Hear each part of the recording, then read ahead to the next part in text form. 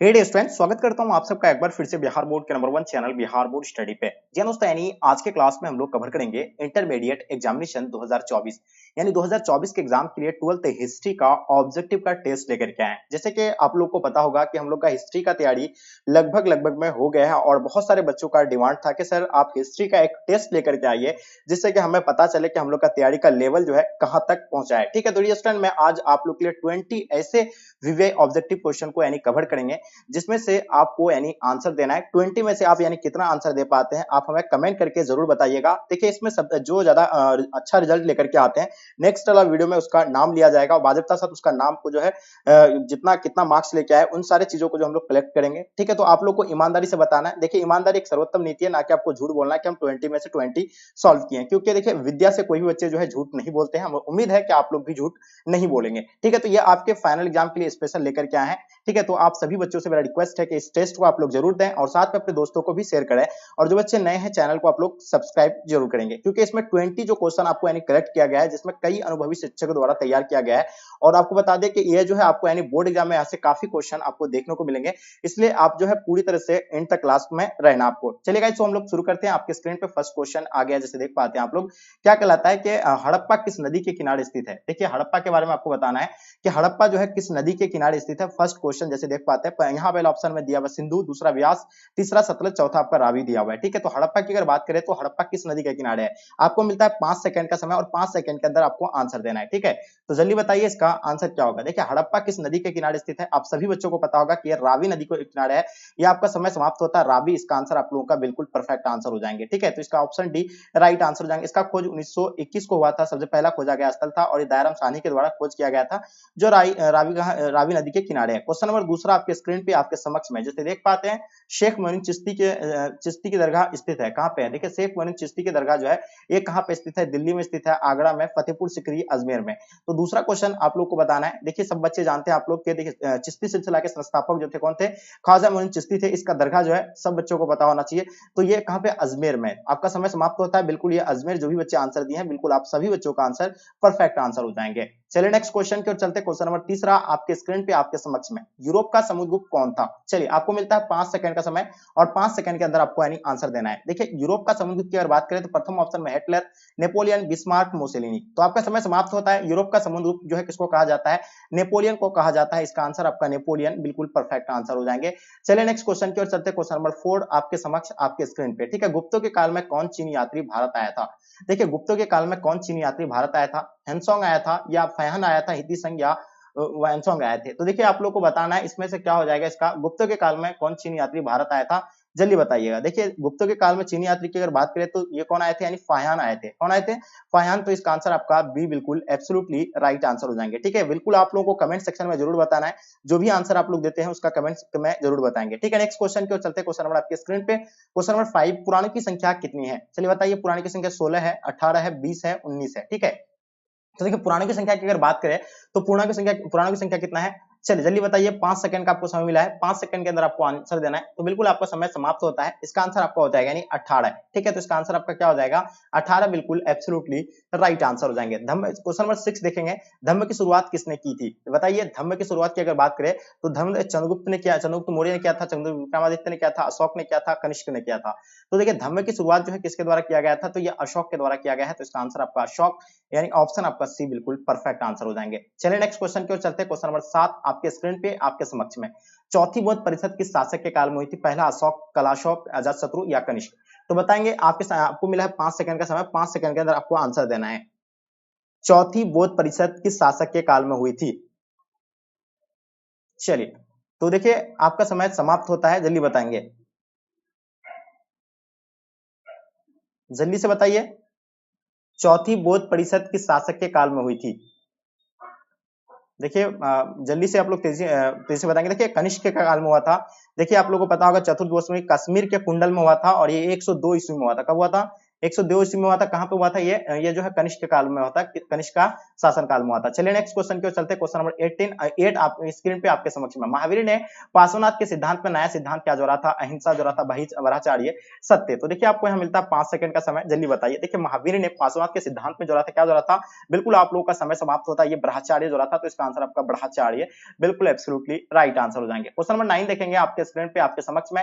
भारतीय राष्ट्रीय कांग्रेस के संस्थापक कौन माने जाते हैं? देखिए भारतीय राष्ट्रीय कांग्रेस के संस्थापक उमेश चंद्र बनर्जी, एम होम या विपिन चंद्र पाल या बाल गंगाधर तिलक। देखिए भारतीय राष्ट्रीय कांग्रेस की स्थापना कब हुआ था? 1885 को हुआ था, ये आप लोग को बिल्कुल पता होगा। और ये जो है इसका संस्थापक की अगर बात करें तो ए होम जो है इसका संस्थापक हो जाएगा। इसका आंसर आप लोग का भी बिल्कुल राइट आंसर हो जाएंगे। चलिए क्वेश्चन देखेंगे आपके स्क्रीन पे। क्वेश्चन नंबर 10, उत्तर भारत में भक्ति आंदोलन का आरंभ जो है किस संत ने किया था? देखिए उत्तर भारत में भक्ति आंदोलन का आरंभ जो है किस संत ने किया था? कबीर ने किया था, गुरु नानक ने किया था, रामानंद ने, चैतन्य महाप्रभु ने किया था। देखिए उत्तर भारत की अगर बात करें तो उत्तर भारत में भक्ति आंदोलन का आरंभ जो है वो कौन किए थे? ये रामानंद ने किया था। तो इसका आंसर आपका जाता है यानी रामानंद बिल्कुल परफेक्ट आंसर हो जाएंगे। ठीक है, चलिए नेक्स्ट क्वेश्चन की ओर चलते हैं। क्वेश्चन नंबर आपके स्क्रीन पे 11 नंबर क्वेश्चन जैसे देख पा रहे हैं। कैप्टन हॉकिंस किस मुगल शासक के दरबार में आया था? अकबर के काल में आया था, जहांगीर, शाहजहां, औरंगजेब।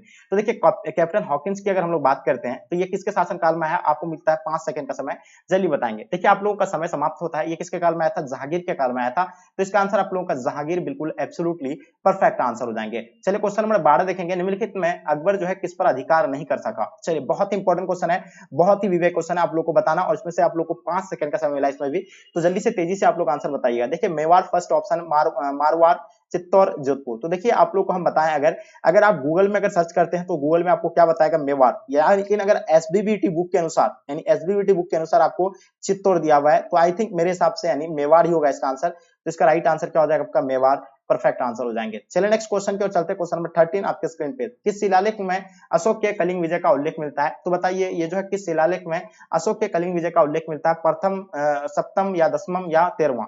तो देखिए ये जो मिला है आपका यानी 13वां शिलालेख, तो इसका आंसर आप लोगों का डी बिल्कुल राइट आंसर हो जाएंगे। ठीक है, चलिए नेक्स्ट क्वेश्चन की ओर चलते हैं। क्वेश्चन नंबर 14 आपके स्क्रीन पे आपके समक्ष में। आयना अकबरी कितने भागों में व्यक्त है? चलिए बहुत ही इंपॉर्टेंट क्वेश्चन है, बहुत ही विवेक क्वेश्चन, आपको मिलता है 5 सेकंड का समय। देखिए हम लोग अगर आयना अकबरी की बात करें तो आयना अकबरी का लेखक कौन है? अबुल फजल है। और ये आयना अकबरी जो है अकबरनामा का ही तीसरा भाग जो है कौन है? आयना अकबरी है। आप लोगों को एक चीज पता होगा कि अकबरनामा 3 खंडों में बंटा था, तीसरा भाग जो है आयना अकबरी है। इसका लेखक भी अबुल फजल है और अकबरनामा का भी लेखक जो है अबुल फजल है। तो इसको जो है कितने भागों में खंडित किया गया है? तो आपका समय समाप्त होता है। इसको 5 भागों में खंडित किया गया है, तो इसका आंसर आपका 5 राइट आंसर हो जाएंगे। चलिए क्वेश्चन नंबर 15 देखेंगे। अब औरंगजेब ने अपने जीवन का अंतिम भाग जो बिताया था कहां? पश्चिम भारत में, उत्तर भारत में, दक्षिण, पूर्वी भारत में, दक्षिण भारत में। तो देखिए आप लोग का समय समाप्त हो रहा है, 5 सेकंड का आपको समय मिला है। तो देखिए औरंगजेब ने अपने जीवन का जो अंतिम भाग जो बिताए थे वो कहां पे बिताए थे? तो बिल्कुल आपको पता होगा दक्षिण भारत में बिताया था। कहां पे बिताया था? दक्षिण भारत में। तो इसका आंसर आपका दक्षिण भारत राइट आंसर हो जाएंगे। चलिए नेक्स्ट क्वेश्चन की ओर चलते हैं। क्वेश्चन नंबर 16 आपके स्क्रीन पे आपके समक्ष में। सिंधु घाटी सभ्यता में विशाल असनागढ़ के अवशेष जो है कहां से प्राप्त हुआ था? हड़प्पा से, मोहनजोदड़ो से, कालीबंगान से, लोथल से। चलिए मिलता है आपको 5 सेकंड का समय, जल्दी बताइएगा, तेजी से आंसर आप लोग देने का प्रयास कीजिएगा। चलिए गुड आंसर, बहुत बढ़िया। तो देखिए इसमें से अगर बात करें, देखिए सिंधु घाटी सभ्यता की अगर बात करें तो सिंधु घाटी सभ्यता में जो यानी ये जो अस्नानागार और अन्नागार के अवशेष जो मिले थे एक ही जगह से मिले थे। ये बिल्कुल आप लोगों का समय समाप्त होता है, मोहनजोदड़ो से मिला था। और मोहनजोदड़ो का अर्थ आप लोगों को पता होगा मृतकों का टीला होता है, जिसका खोज 1922 में किया था। कौन किया था? राखालदास बनर्जी ने किया था। किसने किया था? राखालदास बनर्जी ने किया था। तो ये इसका आंसर आप लोग का भी बिल्कुल परफेक्ट आंसर हो जाएंगे। ठीक है, और एक चीज बता दें आपको, हाँ ये तो अन्नागार भी जो कहां से मिला था, यानी मोहनजोदड़ो से ही मिला था। चलिए नेक्स्ट क्वेश्चन की ओर चलते हैं। क्वेश्चन नंबर आपके स्क्रीन पे आपके समक्ष में 17 नंबर क्वेश्चन। विजयनगर साम्राज्य की स्थापना किसने किया था? देखिए विजयनगर साम्राज्य की स्थापना जो कब हुआ है? सबसे पहले आपको पता होगा 1336 में जो विजयनगर साम्राज्य की स्थापना हुआ था। तो जल्दी से बताइए, आपको मिलता है 5 सेकंड का समय। देखिए विजयनगर साम्राज्य की स्थापना की अगर बात करें तो इसमें हरिहर एंड बुक्का ने किया था। किसने किया था? हरिहर एंड बुक्का ने किया था। तो इसका आंसर आप लोग का भी बिल्कुल परफेक्ट आंसर हो जाएंगे। और विजयनगर का महानतम शासक जो थे कौन थे? यानी कृष्णदेव राय थे। कौन थे? यानी कृष्णदेव राय थे। बिल्कुल आप सभी बच्चों को पता होगा। चलिए क्वेश्चन देखेंगे आपके स्क्रीन पे आपके समक्ष में। 80 नंबर क्वेश्चन। 16 महाजन पदों में सबसे शक्तिशाली महाजन पद कौन सा था? देखिए आप लोगों को पता होगा 16 महाजन पद थे, उसमें से सबसे शक्तिशाली महाजन पद की बात करें तो आपको मिलता है 5 सेकंड का समय। बिल्कुल देखिए आप लोग का समय समाप्त हो रहा है। देखिए 16 महाजन पद शक्तिशाली, देखिए महाजन पद किसको कहा जाता है? जैसे अभी हम लोग का राज्य, जैसे हम लोग राज्य से उसको इंगित करते तो उस टाइम जो है महाजन पद से इंगित करते। जैसे राज्य अभी राज्य स्टेट यानी हम लोग का डिवाइड जिस तरह किया हुआ उसी तरह जो है स्टेट को जो है ही जो क्या कहा जाता था यानी महाजनपद कहते थे। ठीक है, तो ये जो है बिल्कुल आपको क्या हो जाएगा यानी मगध जो है सबसे प्रथम सबसे ज्यादा यानी शक्तिशाली जो थे कौन थे यानी मगध थे। ठीक है, तो मगध सबसे ज्यादा शक्तिशाली थे, तो इसका आंसर आपका मगध जो है बिल्कुल एब्सोल्युटली परफेक्ट आंसर हो जाएंगे। ठीक है, चलिए हम लोग नेक्स्ट क्वेश्चन की ओर चलते हैं। क्वेश्चन नंबर 19 आपके स्क्रीन पे आपके समक्ष।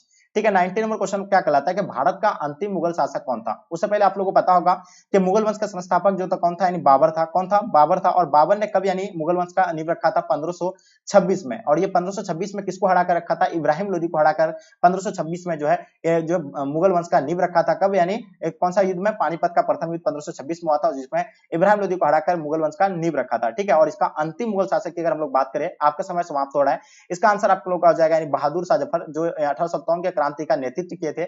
चलिए लास्ट और अंतिम क्वेश्चन आपके समक्ष आपके स्क्रीन पे, काफी इंपॉर्टेंट क्वेश्चन है, तो आई होप आप लोग को डेफिनेटली इसका आंसर पता होना चाहिए। जल्दी बताइएगा तेजी से। देखिए मुस्लिम लीग की स्थापना किस वर्ष हुआ था? उससे पहले आप लोग को सभी जितने सारे जो है पार्टियां हैं जो इंपॉर्टेंट है आपके एग्जाम के लिए, उन सभी पार्टियों की हम स्थापना की बात करते हैं। सबसे पहले भारतीय राष्ट्रीय कांग्रेस की पार्टी की बात करें तो इसका स्थापना 1885 को हुआ था। भारतीय जनता पार्टी की अगर बात करें तो ये 1980 को हुआ था। उसके बाद जनता पार्टी का सीरीज की बात करें तो ये 1977 को हुआ था। ठीक है, उससे पहले अगर हम बात करें क्या मुस्लिम लीग का, तो ये मुस्लिम लीग का स्थापना 1906 को हुआ था। कब हुआ था? यानी 1906 को हुआ था। ठीक है, तो 1906 को जो है मुस्लिम लीग का स्थापना हुआ था।